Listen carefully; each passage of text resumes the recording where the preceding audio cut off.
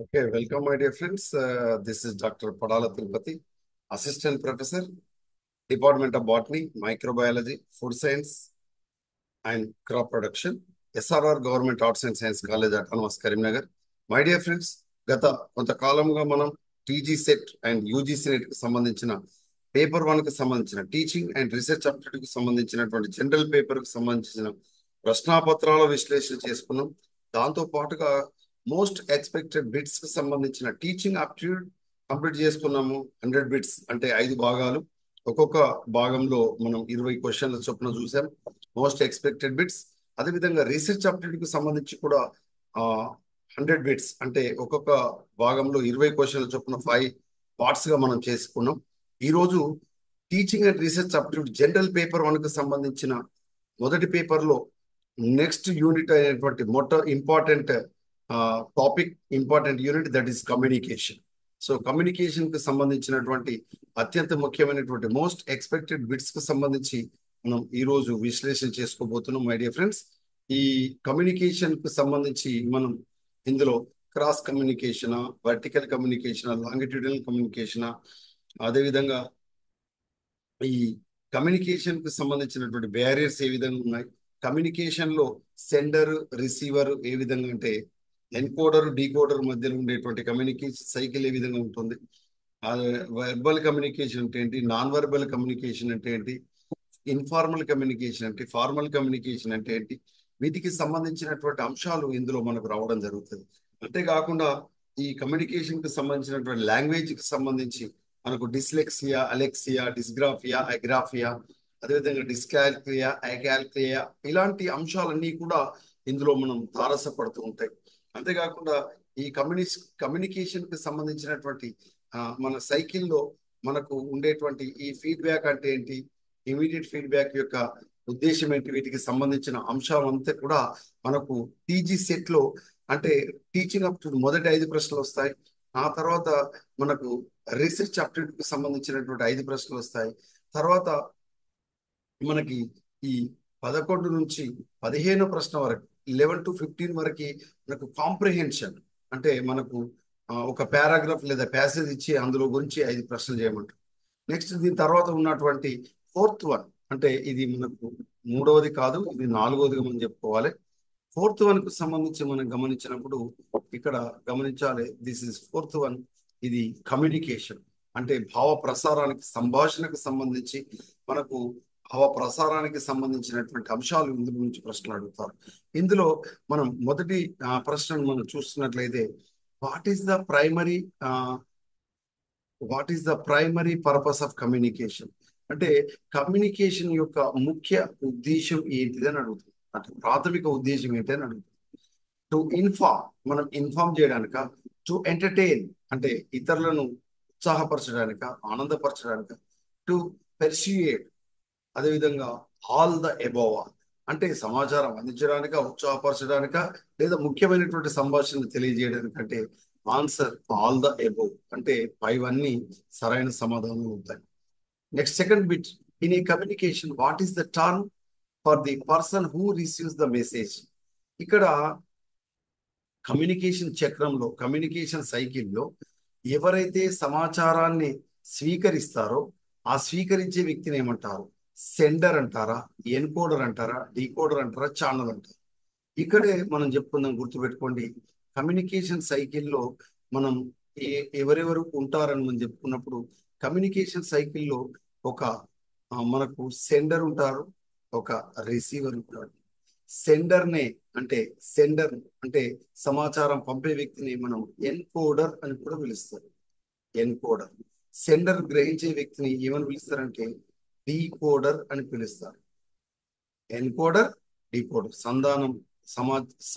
సందేశం పంపే వ్యక్తి, సందేశం గ్రహించే వ్యక్తి. ఇతన్ని మనం ఏమంటామంటే, పంపేటువంటి ఈ వ్యక్తిని మనం ఇక్కడ ఇతన్ని గ్రహీత అని పిలుస్తాము. ఇతడు సెండర్ అంటే ఇతడు పంపేవాడుగా మనం పిలుస్తాం, అంటే గ్రహీత. లేదా ఇక్కడ ఈ సమాచార పంపిణీ చేసేవాడు అని మనం చెప్తాం. ఇందులో సమాచారం అనేటువంటిది మనకు వెళ్ళాలంటే కావాల్సింది ఏంటంటే ఒక ఛానల్ కావాలి. ఏం కావాలి? ఒక ఛానల్ కావాలి. ఇది ఛానల్. దీన్ని మనం ఏమని పిలుస్తాం? ఛానల్.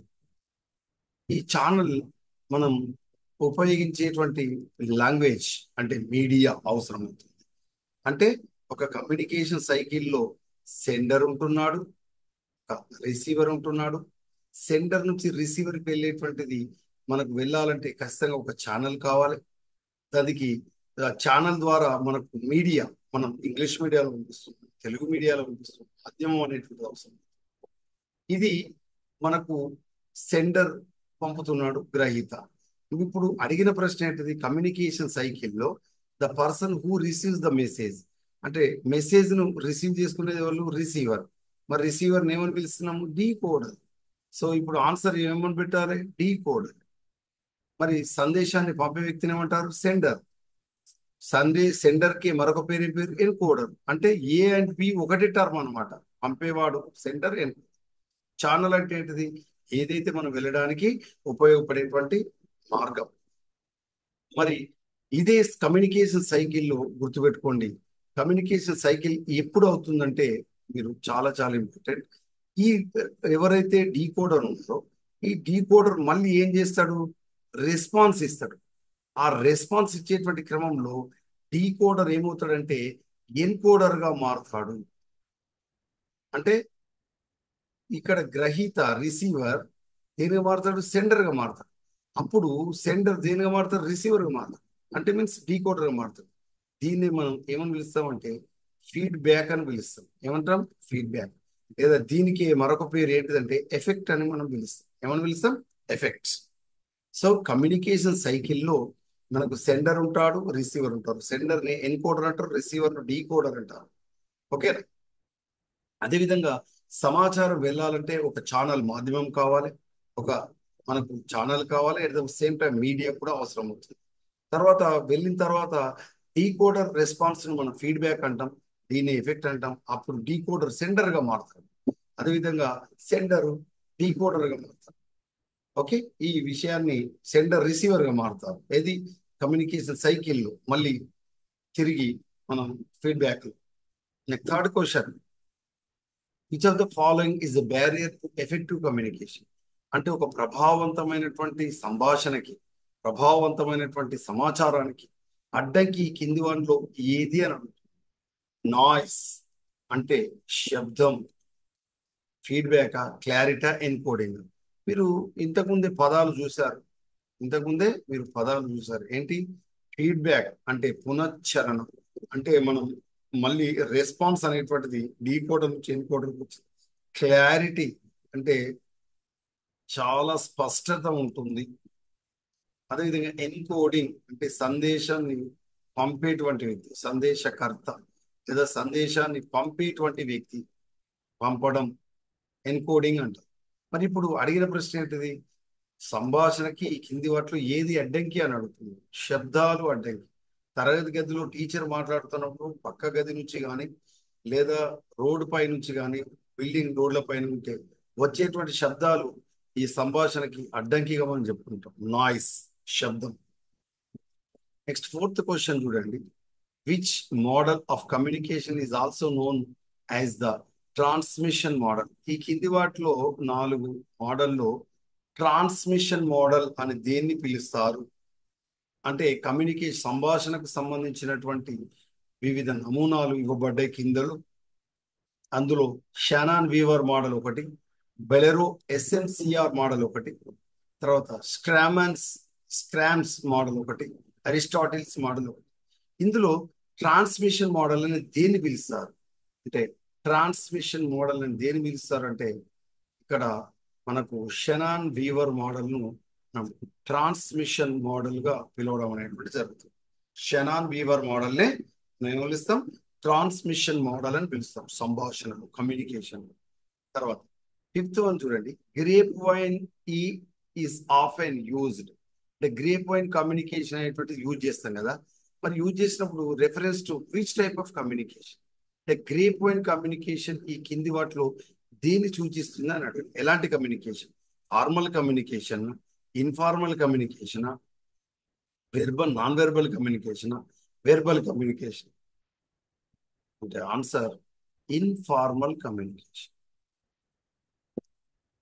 అంటే అనియత సంభాషణ లేదా అనియత సమాచారం. ఫార్మల్ నియత సమాచారం ఒకంటే ఒక స్పష్టమైన ఒక స్థిరమైన ఒక నిశ్చలమైన ఒక నిశ్చయమైన చేస్తే ఫార్మల్, లేదా నిశ్చయంగా లేకుండా ఇష్టం వచ్చినట్టుగా చేసేదాన్ని అనియత సంభాషణ.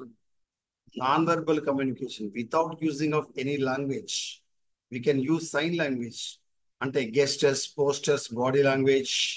ఓకే, అదేవిధంగా మన యొక్క ఐ కాంటాక్ట్, ఇవన్నీ కూడా దేనికి సంబంధించిన అంటే నాన్ వెర్బల్ కమ్యూనికేషన్ సంబంధించి.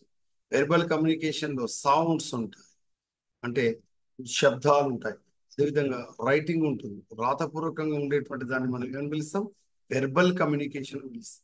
మరి అడిగిన ప్రశ్న ఏంటిది, 3 పాయింట్ కమ్యూనికేషన్ కింది వాటిలో ఏది సూచిస్తుంది అంటే ఇన్ఫార్మల్ కమ్యూనికేషన్ సూచిస్తుంది.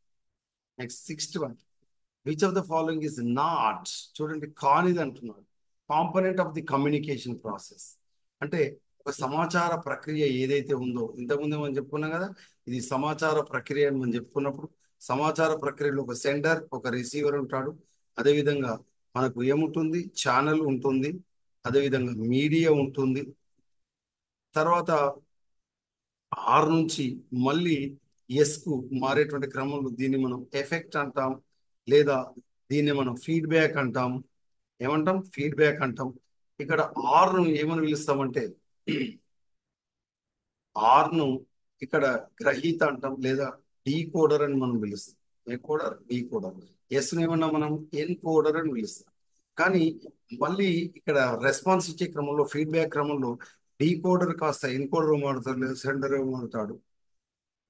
ఎఫెక్ట్ లేదు ఫీడ్బ్యాక్ లో డీకోడర్ దేనిగా మారుతాడు, ఎన్కోడర్ గా మారుతాడు.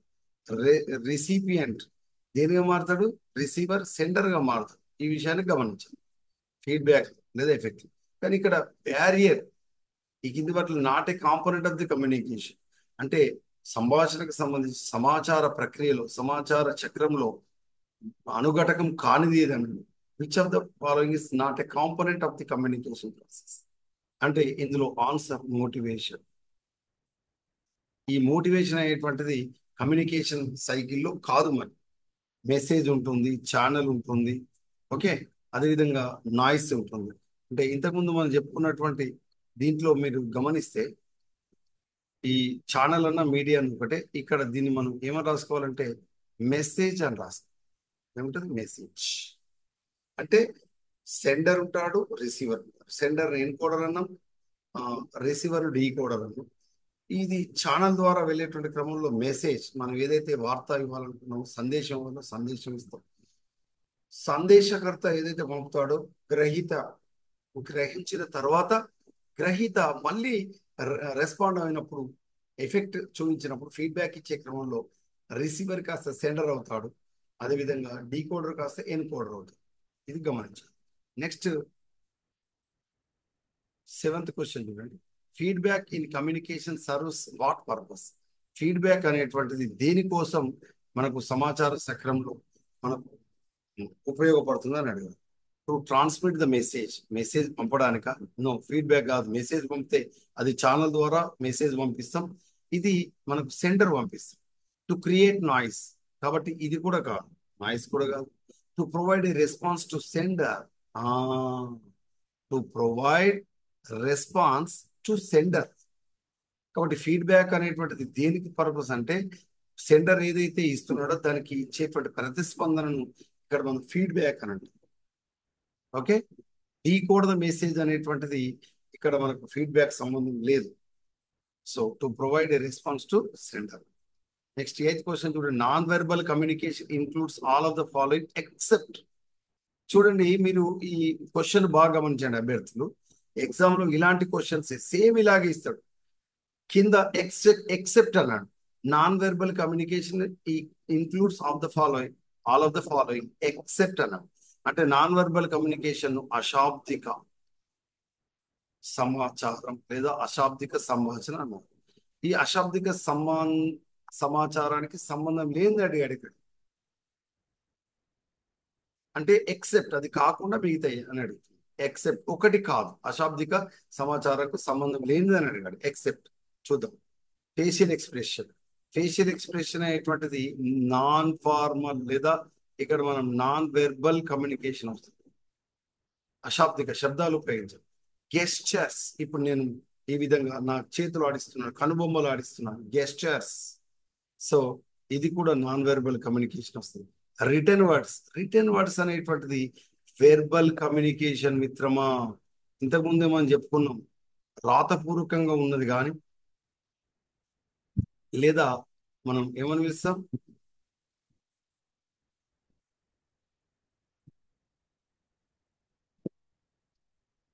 రాతపూర్వకంగా ఉండేటువంటి దాన్ని మనం ఏమంటామంటే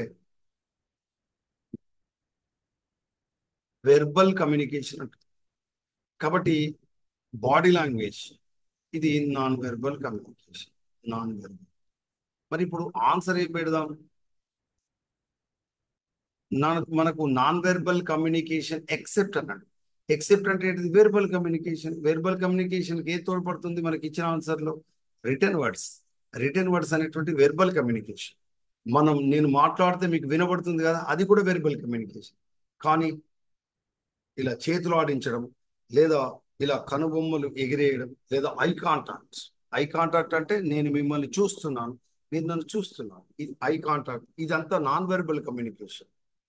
body language, postures, gestures, eye contact, నా కనుబొమ్మలు ఎగిరేయడం, ఇవన్నీ కూడా నాన్ వెర్బల్ కమ్యూనికేషన్ వస్తుంది. ఓకే. ఏది ఫేషియల్ ఎక్స్ప్రెషన్ కానీ, గెస్చర్స్ కానీ, బాడీ లాంగ్వేజ్ కానీ. కానీ రిటర్న్ కానీ, సౌండ్స్ కానీ వెర్బల్ కమ్యూనికేషన్ వస్తుంది. నెక్స్ట్ 9th చూడండి. What is the role of a great keeper? చూడండి, గ్రేట్ కీపర్ అంటే మనకు ఈ గేట్ కీపర్ కు సంబంధించినటువంటి ఈ గేట్ కీపర్ కి సంబంధించి in the context of mass communication, ఏదైతే ఇక్కడ మాస్ గా గుంపుతో ఉండేటువంటి సమాచారానికి సంబంధించి ఇక్కడ గేట్ కీపర్ యొక్క పాత్ర ఏంటిదని అడుగుతున్నారు. ఇక్కడ the person who controls the flow of information, ఎవరైతే సమాచారాన్ని కంట్రోల్ చేసేటువంటి వ్యక్తి ఉంటారో వాళ్ళని గేట్ కీపర్ అని మనం చెప్తాం. గేట్ కీపర్ యొక్క రోల్ ఏంటిది? The person who controls the flow of information, సమాచారానికి సంబంధించి కంట్రోల్ చేసేటువంటి పర్సన్ గేట్ కీపర్ గా మనం పిలుస్తాం. నెక్స్ట్ 10th క్వశ్చన్ చూద్దాం. In the context of communication, ఈ సమాచార రంగానికి సంబంధించి మనం చెప్పుకున్నప్పుడు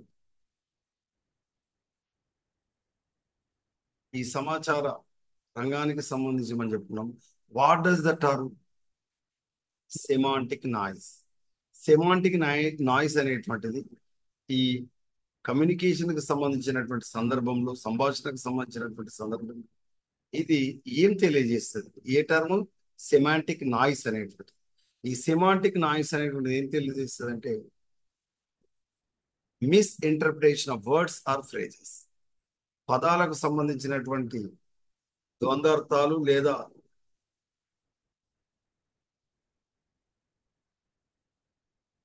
కరెక్ట్ గా అర్థం చేసుకోకపోవడం, తప్పుగా అర్థం చేసుకోవడం, పదాలకు సంబంధించి లేదా సెంటెన్స్ సంబంధించి, ఫ్రేజెస్ సంబంధించి, దీన్ని మనం సెమాంటిక్ నాయిస్ అని అంటాం. నెక్స్ట్ 2-step ఫ్లో థియరీ ఏమంటున్నాం? 2-step flow theory in mass communication suggest that. ఇది ఏం చెప్పింది అంటే 2-step ఫ్లో థియరీ అనేటువంటిది ఈ మాస్ కమ్యూనికేషన్ లో ఏం మనకు తెలియజేసింది అంటే information is filtered through opinion leaders before reaching audience. ఏమని చెప్తున్నాడు? 2-step flow theory in mass communication లో ఏమని సజెస్ట్ చేసింది? Information is filtered through opinion leaders before reaching the audience. Next 12. Which of the following is an example of upward communication? అంటే మన communication upward communication ఉంటుంది, downward communication ఉంటుంది, longitudinal communication ఉంటుంది, cross cultural communication, verbal communication ఉంటుంది అంటే sounds, అదేవిధంగా writing, ఇదంతా కూడా వెర్బల్ కమ్యూనికేషన్స్. అదేవిధంగా facial expression, eye contact, gestures, posters, ఇవి నాన్ వెర్బల్ కమ్యూనికేషన్. ఓకే. మరి ఇక్కడ అడిగిన ప్రశ్న ఏంటిది? అప్వర్డ్ కమ్యూనికేషన్ అనేటువంటిది కింది వాటిలో ఎగ్జాంపుల్ ఏంటిది అని అడిగింది. So direct answer, an employee an employee submitting a report to a supervisor. దీన్ని మనం ఏమని పిలుస్తాం? ఒక ఉద్యోగి తన యొక్క నివేదికను తన యొక్క పర్యవేక్షకుడికి అందజేయడం. ఇది మనం ఏమంటాం? అప్వర్డ్ కమ్యూనికేషన్ అంటే. Next, interpersonal communication. So communication అనేటువంటిది వ్యక్తి అంతర కమ్యూనికేషన్. వ్యక్తుల మధ్య కమ్యూనికేషన్ అనేది ఇంటర్ పర్సనల్ కమ్యూనికేషన్, వ్యక్తుల మధ్య సమాచారం. వ్యక్తి అంతర ఒకే వ్యక్తి అయితే దాన్ని ఇంట్రా పర్సనల్ కమ్యూనికేషన్ అంటారు. ఇంట్రా, వ్యక్తి లోపల తనకు తానే, ఇండివిజువల్ ఇన్సెల్ఫ్. ఇక్కడ ఇంటర్ పర్సనల్ కమ్యూనికేషన్ అనేటువంటి యాక్టివ్ లిజనింగ్ ఇన్వాల్వ్స్. చాలా యాక్టివ్గా, చర్యాత్మక, చురుకుగా ఉండేటువంటి మనకు ఈ లిజనింగ్, వినడం అనే ప్రక్రియ సంబంధించి అడిగింది. So direct answer, paying full attention and responding appropriately. This is the right answer of this question. Next 14, what is encoding in the communication process? Encoding అంటే ఏంటి? మనకు తెలుసు, డైరెక్ట్ గా చెప్పేస్తాం. ట్రాన్స్లేటింగ్ థాట్స్ ఇంటూ ఏ కమ్యూనికేబుల్ ఫామ్. అంటే ఏదైతే మనకు వచ్చినటువంటి ఆలోచనలు ఏవైతే ఉన్నాయో వాటిని రూపుదిద్దుకొని, రూపాంతరం చెంది, ప్రయోగపూర్వకంగా మనకు కమ్యూనికేబుల్ ఫామ్ గా మారేటువంటి దాన్ని మనం ఎన్కోడింగ్ ప్రాసెస్ అంటాం.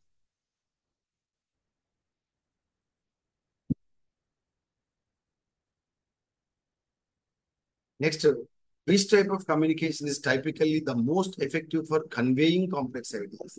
ఏదైతే చాలా సంక్లిష్టమైనటువంటి భావనలు ఉన్నాయో వాటిని ఈ కింద ఇవ్వబడినటువంటి ఎలాంటి సంభాషణ చాలా ఎఫెక్టివ్ గా తోడ్పడుతుంది అని అర్థం. Return communication, verbal communication, non verbal communication, visual communication. అంటే మోస్ట్ ఎఫెక్టివ్ దేనికి సంబంధించి గుర్తుపెట్టుకోండి, రిటర్న్ కమ్యూనికేషన్. రాతపూర్వకంగా రాసినటువంటి సంభాషణ చాలా ఉత్తమోత్తమైనదిగా ఈ కాంప్లెక్స్ ఐడియాస్ కు సంబంధించి ఉపయోగించుకోవచ్చు. Next 16, communication is the process of. అంటే సంభాషణ అనేటువంటిది, సమాచారం అనేటువంటిది యాస్ ఒక అని. డైరెక్ట్ ఆన్సర్ చూడండి, transfer messages, social interaction through messages, managing information, and final one, all the above. Answer all the above. Next 17, in communication the term context refers to. Context అనేటువంటిది సమాచార రంగంలో దేని తెలియజేస్తుంది అంటే answer, the environment in which communication takes place. The environment which communication takes place. Next 18, which type of communication is most effective in resolve conflicts. మనకు ఏదైతే సంఘర్షణ తొలగించడానికి ఎలాంటి సంభాషణ, సమాచారం చాలా ప్రభావవంతంగా తోడ్పడుతుంది అని అడిగారు. Return communication, verbal communication, non verbal communication, formal communication. అంటే ఆన్సర్ వెర్బల్ కమ్యూనికేషన్, శాబ్దిక సమాచారం అని చెప్పవచ్చు. 19, the process of filtering information by the sender to reduce it's complexity before sending it is known as. అంటే ఏమని చెప్తున్నామంటే, ఏదైతే సెండర్ ఫిల్టరింగ్ చేసినటువంటి సమాచారం టు రిడ్యూస్ ఇట్స్ కాంప్లెక్సిటీ, దాని యొక్క సంక్లిష్టం తగ్గించి, బిఫోర్ సెండింగ్, పంపించే ముందు తగ్గించడానికి ఏమంటారు అంటే సింప్లిఫికేషన్ అంటామా, ఎన్కోడింగ్ అంటామా, గేట్ కీపింగ్ అంటామా, డీకోడింగ్ అంటామా? అంటే ఆన్సర్ గేట్ కీపింగ్ అని మనం పిలుస్తాం. 20th question, today's last question. Which of the following is not principle of effective communication? ప్రభావవంతమైనటువంటి సమాచారానికి, సంభాషణకి తోడ్పడిన అంశం ఏది అంటే క్లారిటీ అంటే స్పష్టతన, బ్రేవిటీ ధైర్యంతో కూడి ఉండడమా, అంబిగ్యూటీ అంటే అంటే దీన్ని మనం ఏమంటామంటే అస్పష్టతతో కూడి ఉన్నటువంటి, డౌట్ఫుల్ గా ఉండేటువంటి దాన్ని అంటామా, కన్సిస్టెంట్ స్థిరత్వంగా ఉండేదాన్ని అంటామంటే ఆన్సర్ అంటే అడిగిన ప్రశ్నకు సరైన సమాధానం ambiguity. Okay, so this is today's important bits my dear friends. Next video, రేపటి వీడియోలో మళ్ళీ మనం కలుద్దాం. I wish all success my dear friends. ఇది కమ్యూనికేషన్ కి సంబంధించినటువంటి మొట్టమొదటి వీడియో మొదటి భాగం 20 బిట్స్ ను మనం ఇవాళ ప్రాక్టీస్ చేస్తున్నాం. Okay my dear friends, I wish you all success.